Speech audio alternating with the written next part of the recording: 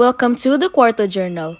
In today's episode, we're excited to share with you the recipe of one of our all-time favorite desserts, mango sticky rice, but with a Thai Filipino twist.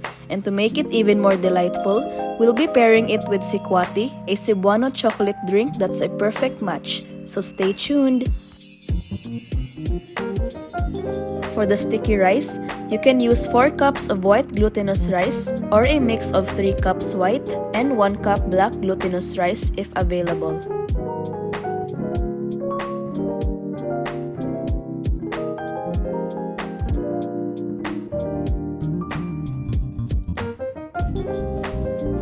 Make sure to wash the rice several times until the water runs clear.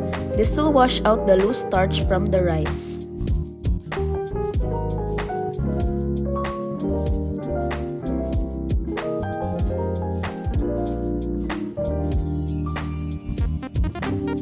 You can soak the rice with water at least 4 hours or overnight.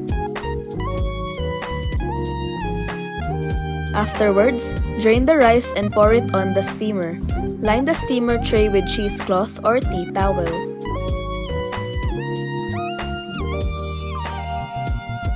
Then you can fold the edges of the cloth to cover the rice and steam it for 30 to 40 minutes.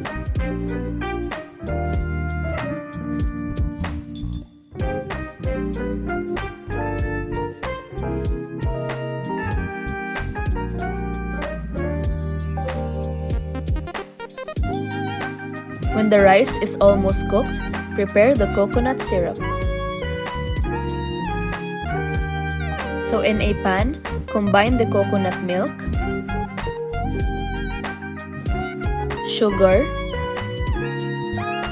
sliced ginger, and salt. Cook it over low heat and constantly stirring until the sugar is completely dissolved.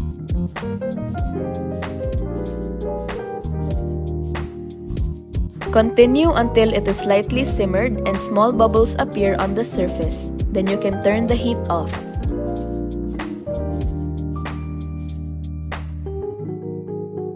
When the rice is done, transfer it to a big bowl.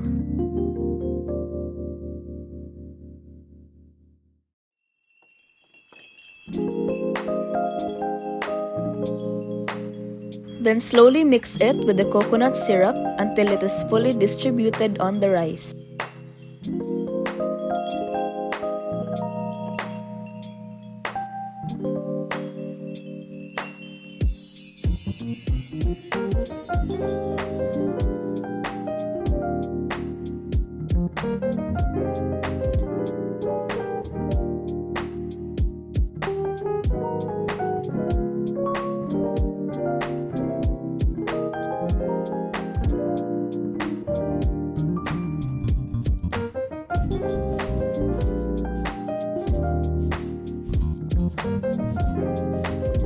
Afterwards, cover it and let it stand for 10 minutes. Then mix again to evenly distribute the syrup.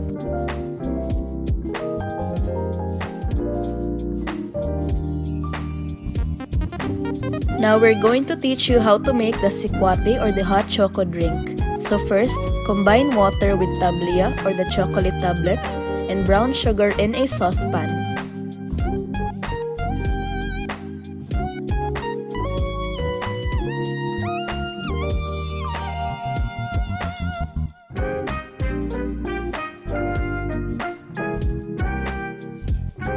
Now all you have to do is cook it on medium heat and whisk it until the tablea and sugar are completely dissolved and the liquid is silky and creamy.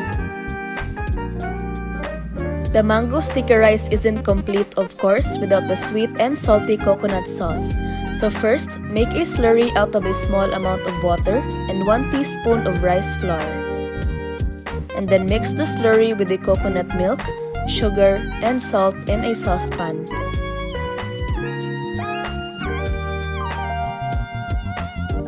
Continue to stir it until it comes to a gentle boil and thicken like a syrupy consistency.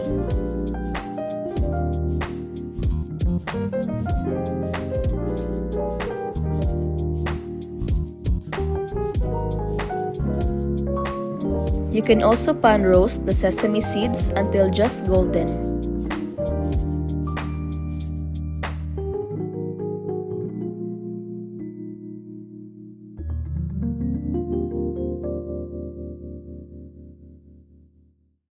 Lastly, slice your ripe and sweet mango according to your desired shape and size.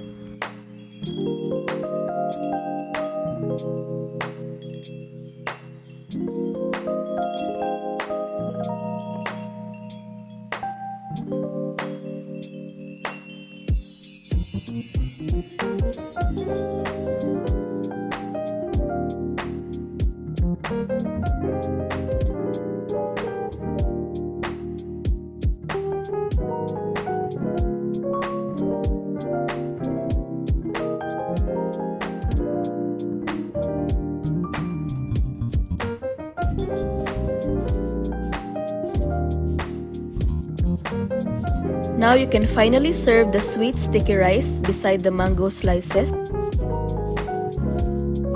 And then spoon over the sweet and salted syrup over the rice and mango.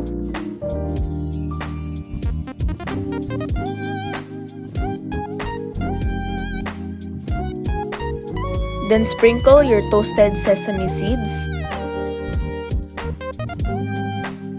Garnish it with mint leaves.